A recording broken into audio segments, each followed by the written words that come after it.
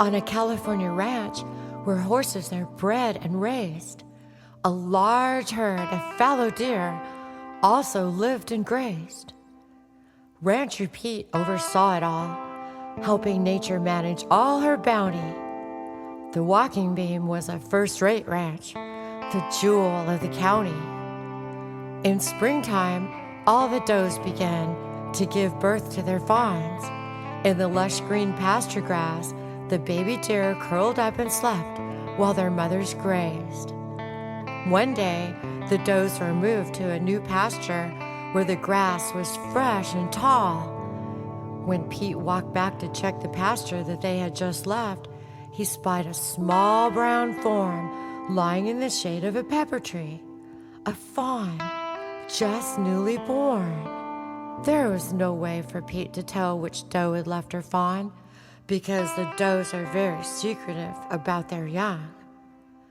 Pete knew that he couldn't take the fawn to the new pasture, because if the doe did not claim the baby, the fawn would surely die. He knelt down and carefully lifted the baby deer into his arms and said, "Come on, little guy, you need some dinner."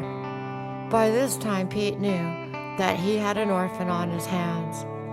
He also knew that even when you do your best and everything you can, the little fawn was going to have a tough time if he was even going to make it at all. Rancher Pete carried the wide-eyed bundle back to the barn, and he gently put the fawn on a bed of straw in one of the stalls. "Hold on, little one," Pete said, "and I'll be back with some groceries. And don't you worry none. I'll take care of you." Rancher Pete was very wise in the ways of deer. When he returned, Pete gently took a hold of the fawn and fed him a bottle of milk. The little fawn drank gratefully.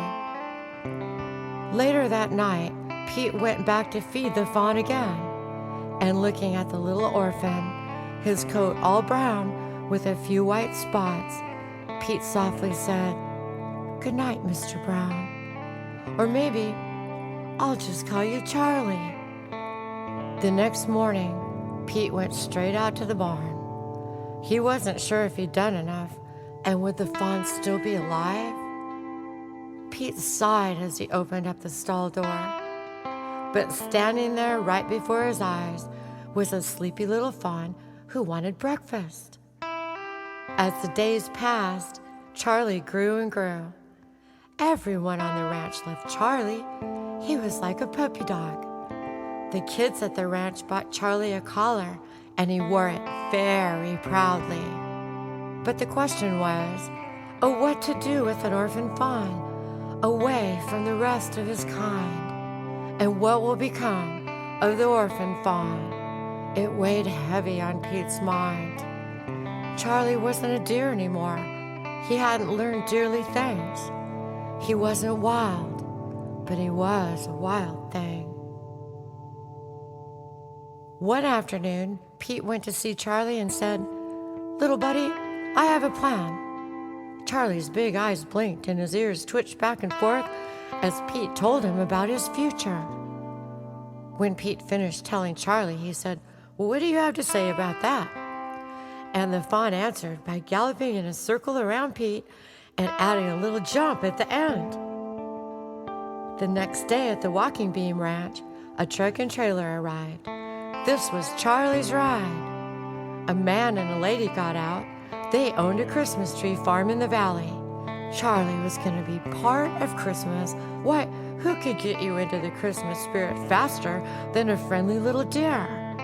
They backed the trailer up to the barn, and Rancher Pete took off Charlie's collar. And the orphan fawn walked right up. Yep, Charlie marched inside. As the trailer left, everyone cheered. At Christmas, everyone in the valley stopped by the farm to say hi to Charlie. He was a real celebrity. He had a job, a home, and a family. Meanwhile, back at the Walking Beam, most every day, Pete would pass by Charlie's old stall and see the orphan fawn's collar displayed there on the wall. He'd pause long enough just to remember Mr. Brown, the orphan fawn that he'd found and named him Charlie. Rancher Pete still remembers that orphan fawn he saved, but a piece of his heart was in that trailer when Charlie left that day.